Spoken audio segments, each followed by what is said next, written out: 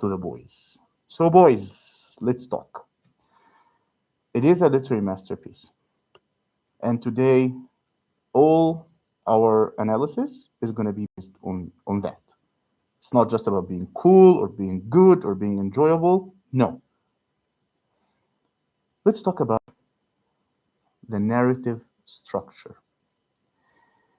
From the beginning to the end, everything is perfectly engineered, done so well that you cannot help but notice that she did not touch a paper, she did not write a letter or draw a panel until she already knew what's gonna happen the whole way.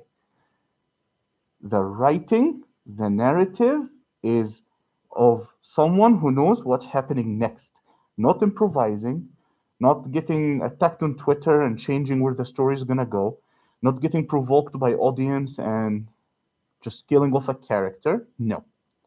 This is a person that had a story to tell, and the story was finished before they started telling it. And that will 100% of the time give you a clean cut narrative structure. There are no loose threads. There is something in literature called the Chekhov's gun. Chekhov's gun is a rule made by Anton Chekhov, the Russian author, writer, that said if you introduce a pew pew in the first chapter, by the end of the story, by the final act, that pew pew needs to be shot. No loose threads. Nothing happens haphazardly. Nothing happens in vacuum. If you show me a person, make that person significant to the storyteller. If someone says something, alludes to something, do a callback. That's just the sign of a brilliant writer. Even in comedy, one of the most appreciated things that a stand-up comedian can do on stage is a callback. They say a joke at the beginning, they reference it at the end because nothing was done outside the plan. And I love that about Fullmetal Alchemist. You never finish the show and think, whatever happened to that guy? Whatever happened to that? Why did they say that? What did they do with that? No. Everything is so satisfying, is so complete.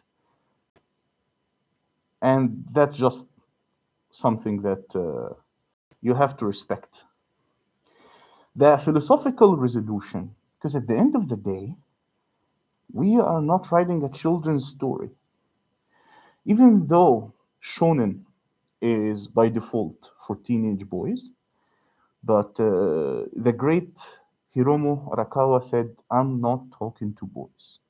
I'm not talking to young, random, hormone filled teenagers. I'm talking to big brains.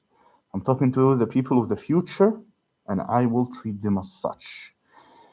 She was not condescending like some authors out there that write stories of like, just a bunch of kids reading or a bunch of kids watching, give them a good fight scene, and let's end the show and we can all go home and cash our checks. No.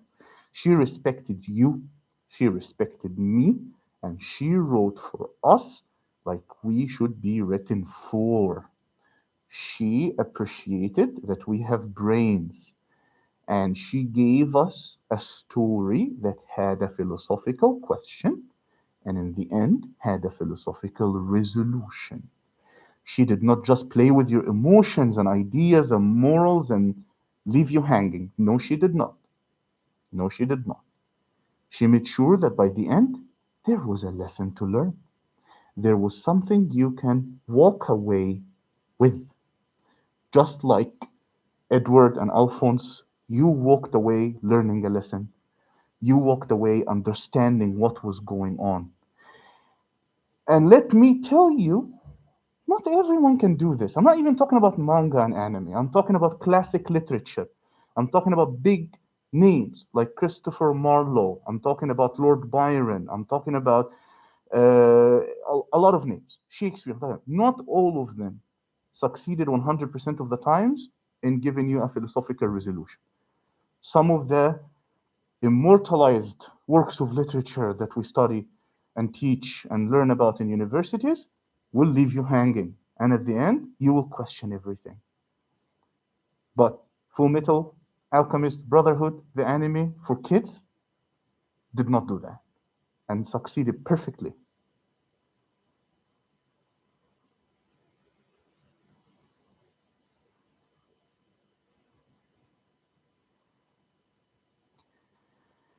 Thematic unity. Everything is serving one core idea. It's not all over the place. Despite having a variety of themes, despite introducing different flavors, many storylines, many storylines. We had the whole alchemy thing going on, but we also had the whole war and empire going on between with Ishvar and Scar. We also had the science and ethics, like von Hohenheim was actually a scientist or like a scientist's assistant, and we had ambition, each of their ambition, like so many themes. But if you take a deeper look, they all connected to one theme: control. And how do you achieve that? And what is the cost of that? And that is not a random core theme or core idea. No, no, no, no, no, no. That is the core idea of some of the greatest works of literature. Ironically, it is the core idea of Mary Shelley's Frankenstein. It is the core idea of Christopher Marlowe's Dr. Faustus. And it is the core idea of Full Metal Alchemist Brotherhood. Now tell me, why don't we have a copy of Full Metal Alchemist Brotherhood in our university libraries or our university's libraries right next to those two books? Your kids should be studying Full Metal Alchemist Brotherhood if they're going to be studying Frankenstein and Dr. Faustus.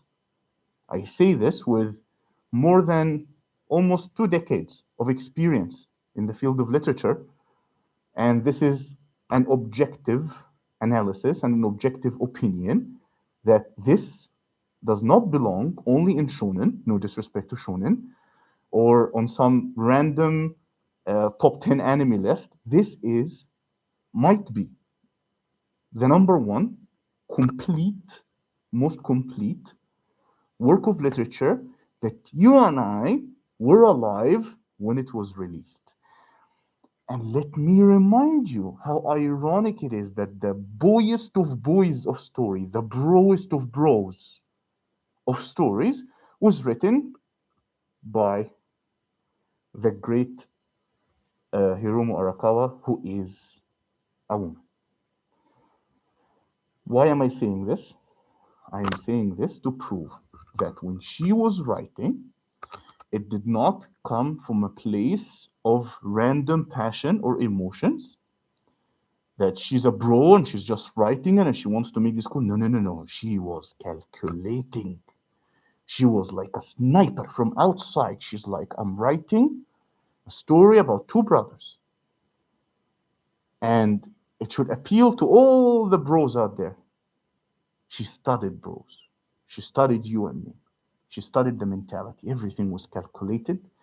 Everything was accurate. Everything was represented right, without the flaws that you and I would have made or created, because we got too excited or we get too passionate. I was like, let me make a cool fight scene where a random guy just fixes his bangs while fighting. Yeah, shots fired at Jujutsu Kaisen and Mr. Akutami. So again, multiple themes, one core idea. Let's talk about the character arcs, guys. If you ask anyone, who is your favorite character in Full Metal Alchemist Brotherhood, you will not get the cliche answer of the protagonist. It's Edward, Edward, Edward, Edward, Edward, Edward, which would what would happen with other incomplete works of literature where you don't even know anyone but the main characters to choose from. But no, no, no, no, no. What we have at hand is a bunch of amazing characters. Nobody was a side character. Nobody took a side. Everyone was front, upward and forward, developing, creating their storyline, getting a good, neat, clean resolution. For example, one of my favorite character is Armstrong. Armstrong was a fantastic character, and in any other anime, you would not go that deep to have a favorite character that's not the main character. Most of the people I asked chose Roy Mustang and called him the GOAT. Remember, Roy Mustang is not the protagonist. Edward and Alphonse are. But the story is so well written that you could not stop yourself from forming a connection with almost everyone that showed on screen. And their development is so organic. And that's what happens when you are writing, knowing where the character is going, not improvising, not getting drunk and drawing panels, not going on Twitter and asking people where should I go next with this character, and then they call you a hack so you kill off some characters. No, no, no. Edward Eric went from immature, arrogant, to humble and understanding of his own limitations, and that's how he won. Roy Mustang went from blindly ambitious, thinking that he can take on the whole world, to tasting defeat, then coming back with more power but more restraint. Scar, passion, anger, coming from chaotic, harsh environment, went through the ability to be empathetic even towards your enemies, and learned that blind hate weakens you, does not make you stronger, and became more of a mature warrior. And one of our favorite characters, almost a first or second favorite of everyone who watched the show, Greed, Greed, Greed, Greed. The biggest arc of character development ever. Not a random villain or sidekick.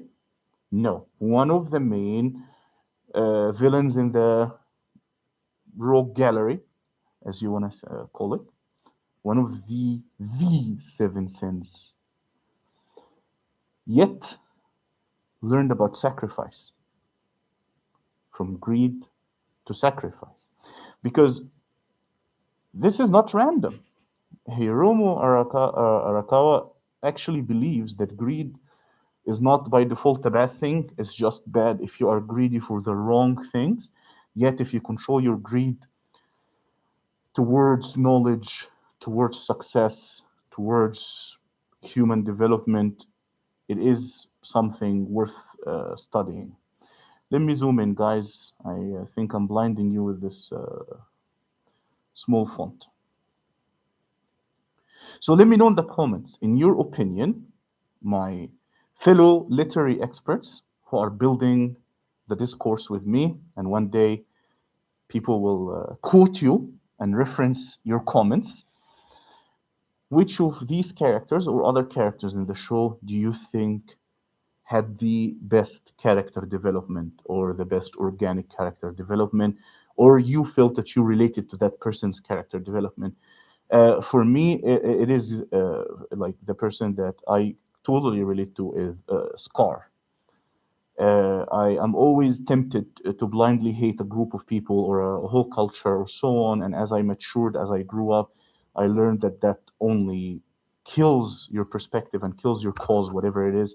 And that's when I learned how to restrain myself a little bit and always give people a chance and empathize with everyone, no exceptions. Let's talk about the villains. Not the villain, the villains. There are levels to this art of ours. called anime literature. It's not one guy who is super powered or overpowered that we only have to deal with. No, it's a bunch of different types of villains. We have, of course, the main antagonist, because this is not a joke, this is literature. We have a protagonist and antagonist.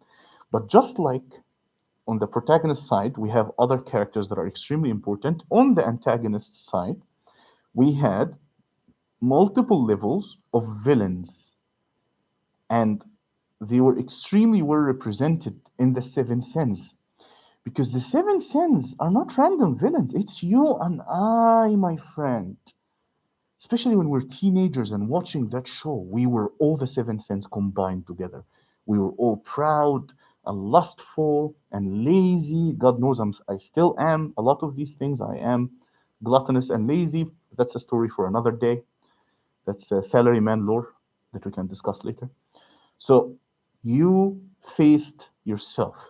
The story put a mirror in your face and showed you that these sins of yours are bad, and gave them ugly, creepy, disgusting, hateful appearances, yet human like, and showed you how each of the main characters managed to defeat one of those sins and why you can do that as well. And then you come to Father, the antagonist, not misunderstood, not romanticized, a bad guy. Had his reasons? Yes. Are reasons equals excuses? Never. If you are a good writer, you will never confuse reasons for excuses. And that's what Father did, did perfectly, or represented perfectly in the story. He wanted to remove all human weaknesses and ended up the weakest of them all. I'm not gonna spoil anything. If you noticed, I'm avoiding spoilers. That's why I'm not hammering events or actual occasions. I know, like, how can you spoil something from so far ago? I don't know. Like, if we're gonna be teaching that at school, we better leave it unspoiled for generations to come. His conclusion was exactly the opposite, or the anticlimactic ending that he was hoping for, against everything that he was hoping for. While Edward almost started at a similar place. Like, don't you think this is extremely interesting? How both the main character, the hero, Edward or Elric, and Father started almost wanting the same things.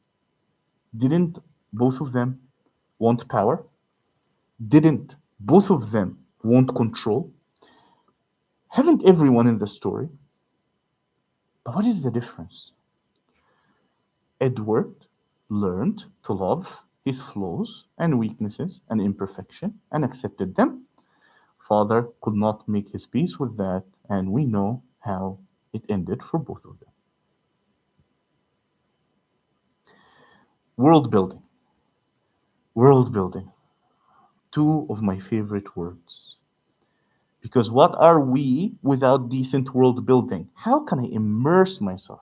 How can I fall in love with a story that has no legs? That if I go this, or like this, everything collapses, the illusion is over. Looking behind the TV, finding someone is not how it should be. They went deep with the world building, but not boringly deep like some isekai, for example.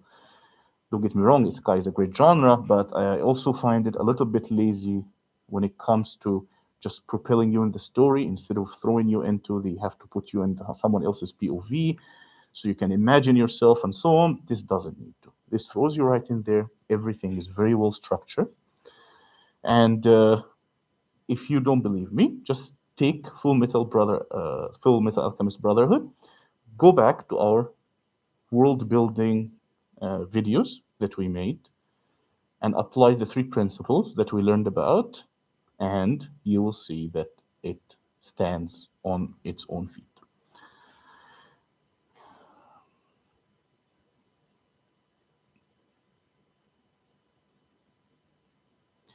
Emotional balance. Was it a sad story? Yes. Was it a funny story? Yes. Was it an educational story? Yes. Was it fun? Yes. Was it sad? Yes. Was it everything? Yes. That's life, my friend. And if you are not imitating life, then why do we have art? Some of the darkest moments in anime happened on Full Metal Alchemist Brotherhood. I don't want to go into details, but we all remember poor Nina. That's such a dark theme, such a heavy theme to be in a story like this about teenagers and young people, aimed at teenagers and young people. But remember what I told you? She did not treat us like children. She respected that we can go through something like this if it will teach us something. And it taught us that humanity is not going to stop at anything to achieve some sorts of progress. And I don't know if you have seen the news lately, but Nina was not an imaginary story. It happened all over the place, and it was horrific. So let's all remember Nina as the storyline and the character that opened those skull eyes to the real world and made you understand that people will not stop at anything to achieve what they want. We had humor, we had hope, we had optimism. It is a roller coaster of emotions, and that's how I like my adventures. That's how I like art. Now, another aspect of it, manga is different from novels in a way that it's more visual. But what do you do with these visuals? Do you make it colorful? No. You make it make sense. You make it mean something. Uh, the hands, for example, why did they use hands for performing alchemy? And why is Elric's missing limbs are a constant visual reminder of moral consequence? He tried to reach for the sky, for the fire, and he burned himself.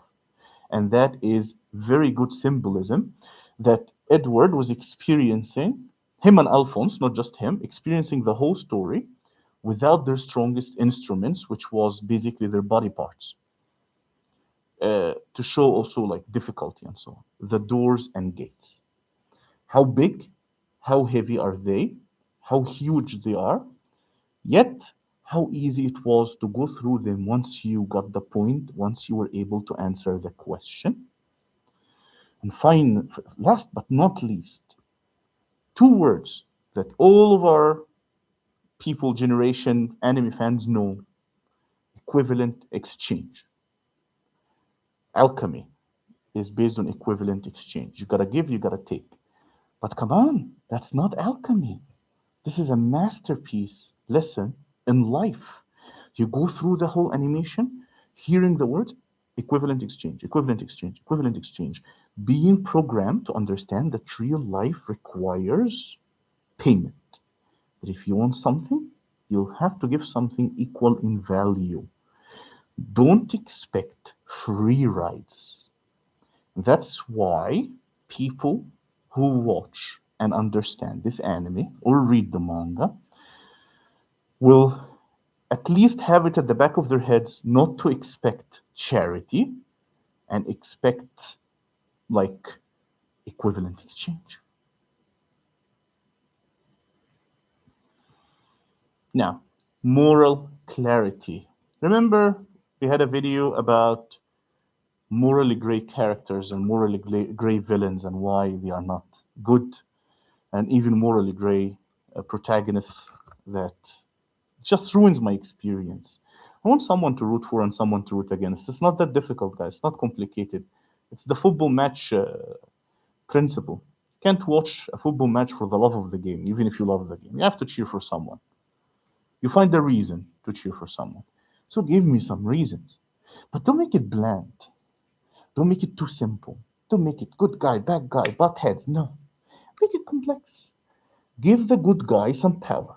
Sorry, the bad guy some power. Give him some charisma. Give him reasons, not excuses. Let me give him a chance. Hear him out. I want to hear him out. I want to know his story. He's not just a barking dog. No, it is a character. Flesh him out. Give the good guy some flaws. Make him complex. Make me doubt him at times and say, is that really the guy I'm rooting for? But no matter what happens, make sure that a good guy is a good guy and a bad guy is a bad guy. That a bad guy goes too far and burns themselves. And a good guy redeems themselves and overcomes their flaws. Or why are you telling me this story? Are you confusing me? Do you want me to grow up, be a morally confused person? No.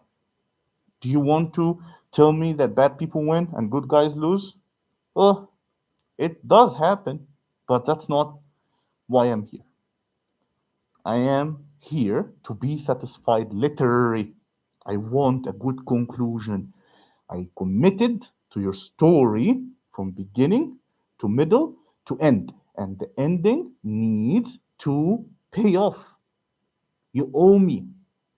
You owe me my time. You owe me my passion. You owe me my brain cells that are extremely rare these days. And I burned reading your work of art. It better look good. It better be good. Moral complexity doesn't equal moral shadiness. I am morally complex. You are morally complex. We are not sponges or cats and dogs with like instincts. No, we are humans. We question ourselves, but we're not shady. Morally complex doesn't mean creepy or sleazy.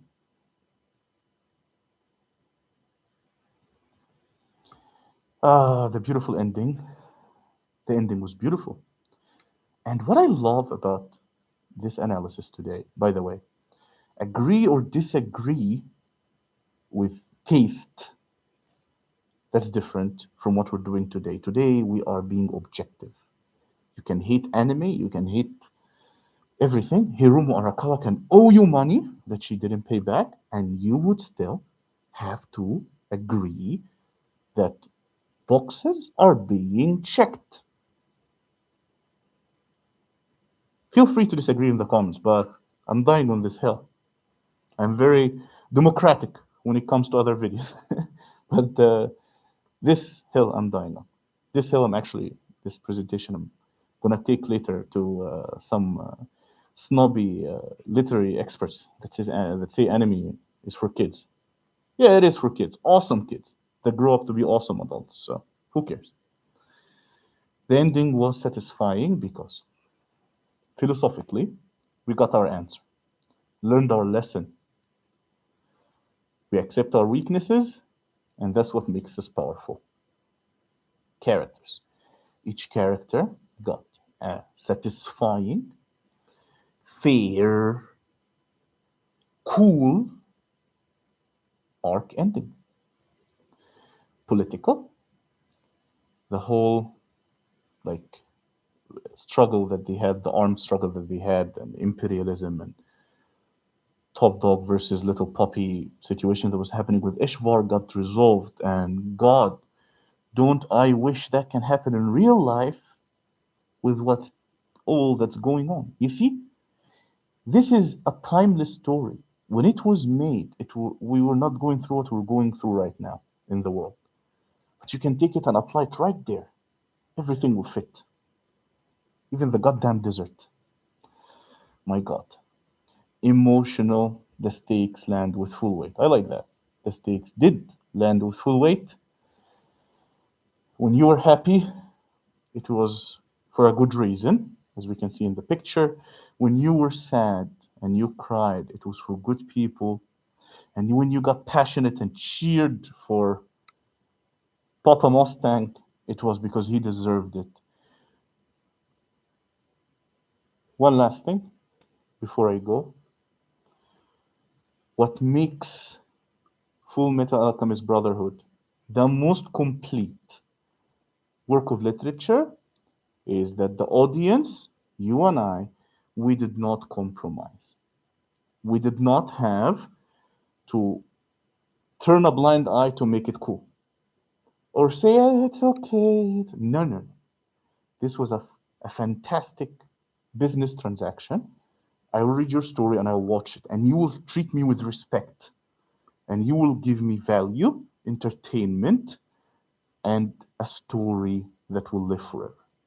And she did deliver, my friend, and your kids one day will be talking about FMAB, maybe even more than they will be talking about Mary Shelley's Frankenstein. With all love to Miss Shelley, but I will take my chances with Elrix. Thank you, everyone. This was Salaryman. Don't forget to like and subscribe. Our community might be small, but we're tight. We know each other. We're going to grow up together. And please tell me what you think in the comments, and tell me if there was another anime that came close to the level of Full Metal Alchemist Brotherhood when it comes to being complete. Take care, stay safe, and do better.